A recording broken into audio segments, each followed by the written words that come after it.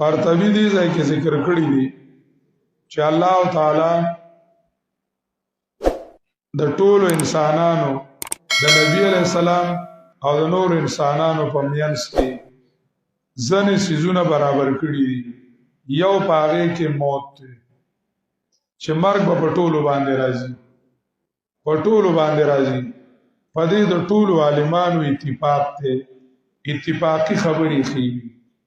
په دې د ټولو عالمانو اتفاق دی چې نبی علیہ الصلوۃ والسلام د دنیا ژوند پوره شوی دی،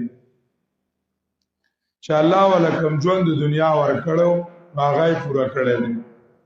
دویمه خبره په دې د ټولو عالمانو او د امیانو او د اهل سنت والجماعت مسلمانانو اتفاق دی چې نبی علیہ الصلوۃ والسلام باندې د دنیا مرګ راغلی دی، چې کم مرګ ول الله مقرر کړو ما پر راغلی دی. قاسم نانوتوی رحمه الله تعالی په فلسفه باندې ډیر څه پوهیږي نه، چې هغه د مرګ نه تعبیر په غیشیان باندې کوي. دا هغه خپل فلسفه ده او فلسفي سره دی. او د ټولو دا اتفاق ته که تعبیر کې سو کار سکی نو په دې اتفاق ته چې نبی علیہ الصلوۃ والسلام باندې د دنیا مرګ راغلی.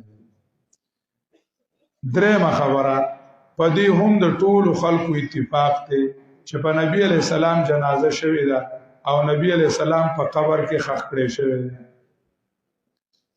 په قبر کې خودل شوی دی او خښ شوی دی.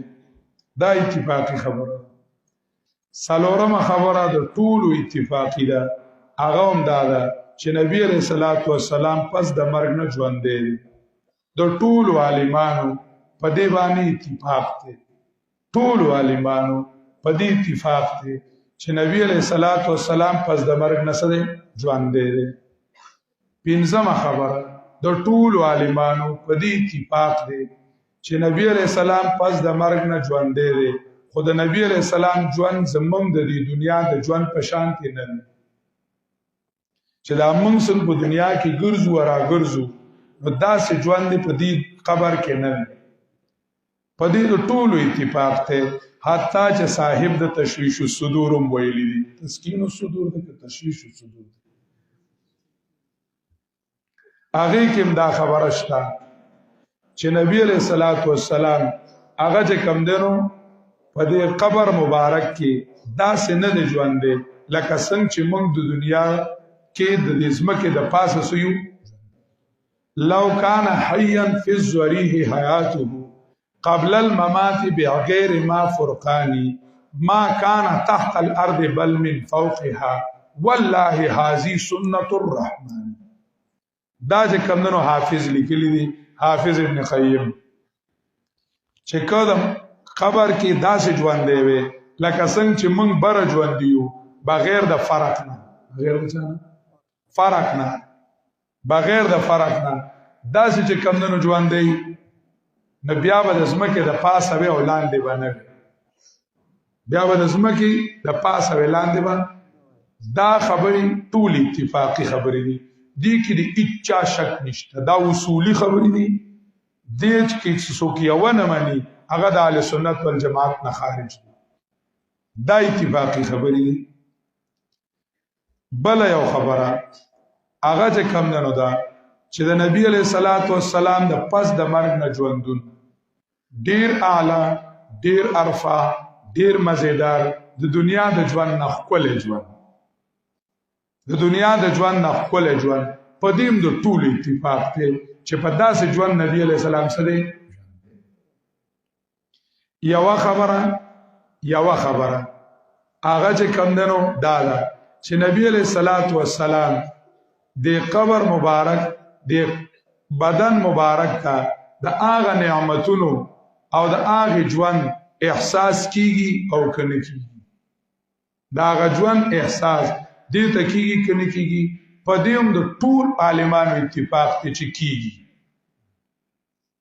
کیږي. اختلافي ځای یو دی څنګه؟ دا نه عقیده ده نه د عقیدې جز دی، کیفیت د عقیده نه وي. پدې کې د استاد د شاګرد د پلار او د زوی د مور او د لور د ټولو اتفاق راتللی شي. دا کیفیت د عقیدې دی. کیفیت د عقیدې د فرعیاتو نه دی. دا د اصولي مسله ده نه. دا نه د اهل سنت والجماعت معیار دی، نه د دیوبندیت معیار دی. کدی کې چې کم دنو محققین عالمان یو بل سره گفتگو کی نو اس خبره نه ده. ځکه کیفیت منصوص نه دی. چې منصوص نشو چا د یو نس دلاندې کو چا د بل نس دلاندې کو، هر مجتهد له اختیار دی چې څه کوي نو کوي. که نور عالمان هغه چې کم دنو دا ویل چې د روح وسره تعلق ته څنګه تعلق ته بیا هم پته نه لګي، من وجه دی که من کل الوجوه دی، بیا چې کم دنو من جمله دی که فل جمله دی که بل جمله دی. دا ولی دا منصوص نه دی. نو ځکه منصوص نه دی نو ځکه نبی علیہ الصلوۃ والسلام بدن مبارک صحیح سالم چې څنګه یې خو اک شانتی دی، څنګه یې اک شانتی دی، د نعمتونو د خپل ژوند احساس وته کیږي، د خپل هغه د برزخی ژوند د برزخی نعمتونو هغه احساس وته کیږي. ورته څنګه کیږي؟ کدا وای چې موږ ته پته نشته، دام د اهل سنت والجماعت یو عقیده ده. کدا وای چې بغیر د تعلق د روح نه کیږي، د اهل سنت والجماعت یو عقیده ده. کدا وای چې په تعلق د روح کیږي، د اهل سنت والجماعت یو عقیده ده. ځکه دا اجتهادي خبره ده. یو واغستا بلبل واغستا بلبل واغستا. کچرتا یو اکابرین دیوبند یو خبره واغستا، نو مولانا حسین علی، شاه عنایت الله شاه بخاری، مولانا غلام الله خان، شیخ القرآن د پنځپیر، ولدا اکابرین دیوبند دي، ولدا محققین علما نه دي. دا محققین علما دي، دی بل طرف واغستو. دا څه خبره ده؟ کدی کې زنو عالمانو د زنو اختلاف وکړو، نو کته وای چې دی د دیوبند نه ووت، زه به وایم چې هغه د دیوبند نه ووتل. دا څه خبره ده؟ کتا سره چې کمندونو سور قلم دی، ما سره ډبل سور قلم دی. دا څه خبره نه ده. نه دا د ضد خبره ده، نه د تعصب خبره ده. دا صرف او صرف د توحید د مسلې د مخنیوي لپاره پیدا شوی ده، او اختلافي ځای دقه او چې رامایته کوي. په دې مخکینو ټولو خبرو دستخط هم موجود دي، اتفاق په هم موجود دی. لسو کسانو په دستخط وکړي، خو 15 مرز پس بیا خلاف وکړو. په 15 مرز پس بیا خلاف وکړو. الګه چې فتنه ختمه نو ختمه رئیس پکې نشته.